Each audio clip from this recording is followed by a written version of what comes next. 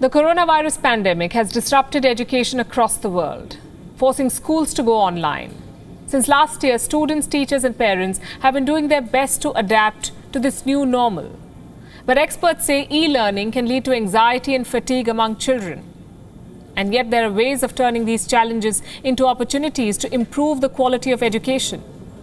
Here's one such example. In our next story, students and faculty members of Mumbai's Mount Litera School International share their perspective. The worst thing to happen in this world today is COVID. But the best thing happening to me is online school. My class is about to start in 5 minutes. Please, could you get my tea? COVID-19 pandemic has, forced us to work on our problem-solving skills. The last 1 year has been very unique and memorable. Most challenging part of online teaching was to keep the children engaged throughout the session. I do miss my friends and I miss physical school and being, physically around people. Online has helped us to broaden our reach. Children of the 21st century are experts in handling gadgets and digital media.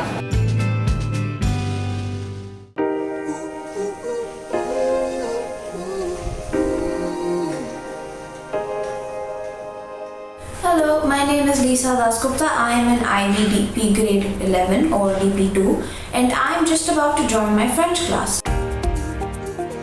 Bonjour Lisa. Bonjour. Comment ça va? Ça va bien. Et vous? D'accord. Nishant, tu vas poser des questions à Koina. Hi, my name is Diara Rajani and I study in grade 7 IRIS. Now I will be going to attend my English class. If we have to analyze the creator's choices, that comes under criterion A, analyzing. So analyzing the creator's choices. I think that the transition from physical to online happened very quickly. I think the kids adapted to it quite quickly. So I think that all in all, we're quite happy with it. Yeah, it took a little bit of adjustment in the beginning, given how fast things changed. But the school was very helpful and overall I think it's panned out quite well. What is a memoir and the characteristics? How it reveals the feelings of the writer. And how do we do that? We use techniques such as sensory details, figurative language, show versus tell emotions. We had to change a few systems and processes in our school. However, few processes which we have been using in school were kind of lifesaver for all of us. For example, we use Google Drive to keep all our resources. Now in this pandemic time, our teachers could work collaboratively using this shared platform. This made coordination way easier for all of us. What is a log? Who's gonna tell me? A type of wood. A type of wood. Yes, children, you are right. Tree branch. Absolutely. A type of wood that is brown in color. Eventually with time we also realized that when the art teacher wanted to do some engagement, they didn't have material. So what do we do about it? Because everything is shut. We came back and we thought about it and we realized that the school had a lot of material which was already bought for the year for children. We made slots, we made packets, we made rolls and we called the parents to pick up the stuff from the school. So every child was sent stationery, whether it is books, it is scissors, child-friendly scissors, it's crayons, paint box, colored paper, art sheets, art books, you name it all. We had 2-3 things already in place which were making these kids ready for these kind of unforeseen circumstances.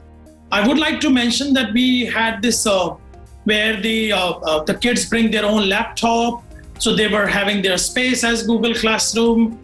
They were submitting their assignments since long. I'm very proud of sharing with you that in 1 day time we switched from the offline mode to the online mode. And I can see a world that's waiting up. आओ बच्चों तुम्हें दिखाएं झांकी हिंदुस्तान की. In the online classes I enjoy, like when we are talking and we're interacting with the teachers as well, so that even if we have any doubts and stuff, the teachers, as we're interacting, we understand better. So I like that about the online classes.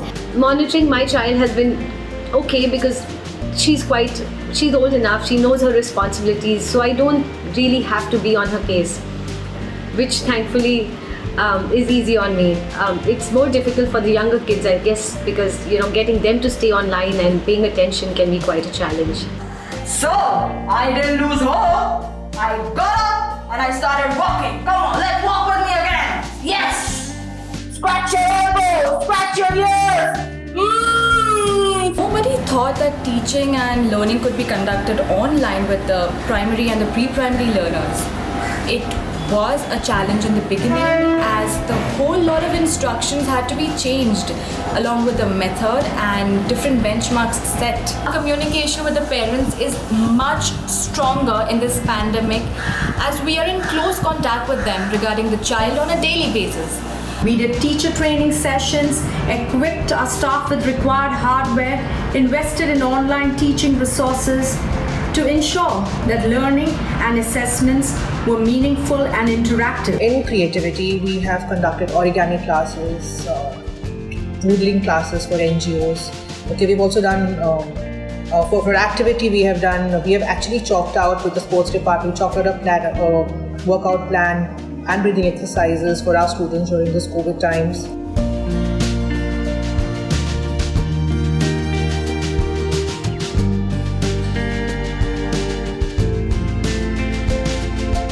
It's not about training the students or just the teachers. It is very important to train all the other stakeholders and keeping the kids in the center. We should be playing, but we better be praying.